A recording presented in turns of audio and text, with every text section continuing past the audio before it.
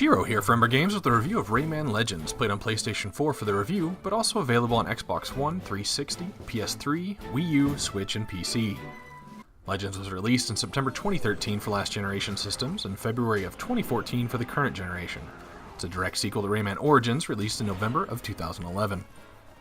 Rayman Legends is technically the fifth game in the main Rayman series, with the first dating back to PS1, released in 1995.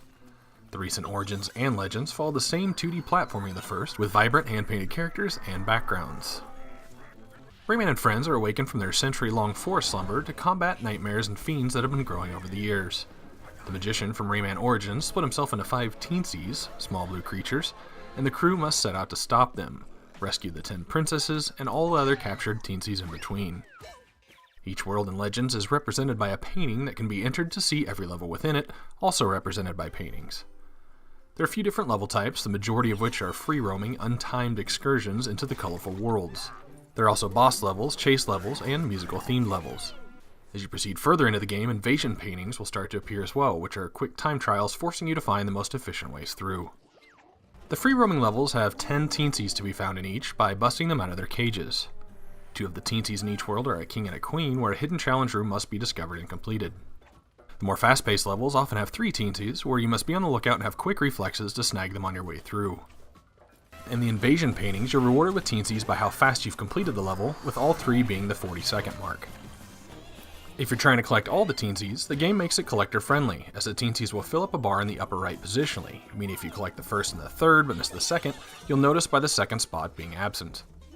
The Lums return, small yellow creatures collected like coins in a Mario game. Collecting a target number of Lums in each level will award you with a bronze, silver, or gold cup, as well as a lucky ticket that can be scratched for more Lums, open up levels from Rayman Origins, or add to your creature collection. Your overall Lum total also unlocks new playable characters that can be switched out at any time. Nearly every set of Lums in Legend has a pink leader, and when it is collected first, it will turn the next one in the chain pink and keep doing that until the last. If you manage to hit the Lums while they're pink, you'll get 2 of them instead of 1. Rayman will die after taking 1 hit, unless you've managed to collect a heart. The game is marked with frequent checkpoints, and there are no lives, so even the most difficult parts of the game can be easily overcome with some practice.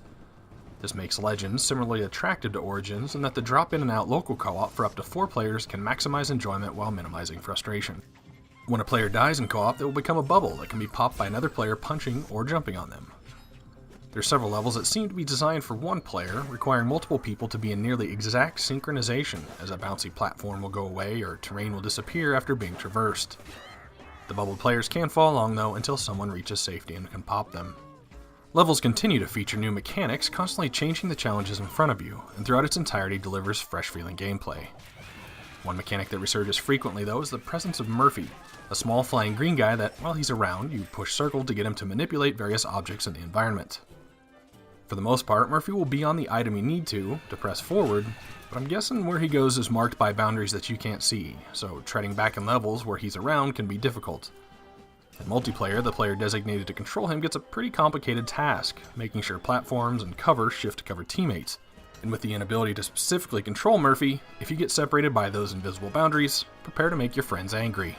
Or your wife. Rayman Legends musical levels impacted me quite a bit.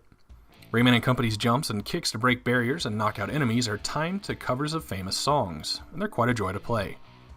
If you're too precise or too quick, it did feel like we were leading the music at time, which could make things difficult, especially in the final run of the 8-bit versions of these levels, where they blur or block your vision of gameplay completely at times, but overall they were a ton of fun.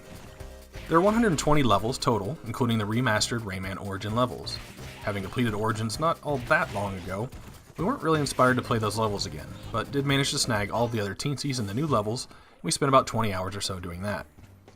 We got gold Lum Cups on nearly every level, but didn't replay to complete that part, but we did get all the lucky tickets. I'm really a fan of the art in Rayman Legends. The hand-painted richness of characters and enemies is just something we don't see often this console generation, but I really hope this quality can continue to be added into future games. Didn't find the soundtrack to be quite as catchy as Origins, but it's a solid score that matches the environments well. Rayman Legends has a few other game modes besides the campaign, including something called Kung Foot, a soccer game where you work against each other to kick the ball into your opponent's goal, and also a weekly challenge mode that pits you against players around the world to beat times. If you enjoy 2D platformers, then Rayman's art style, level design, and variety Challenge, replay value, and local co-op options make it a great contribution to the genre. Rated as a 2D platformer, Rayman scores an 86 out of 100 on a true 1-to-100 scale, with 50 being average. This is Jiro for Umbra Games. Thanks for watching. As usual, hit subscribe if you'd like to receive notifications of new objective reviews, or follow me on Twitter @Umbra Games.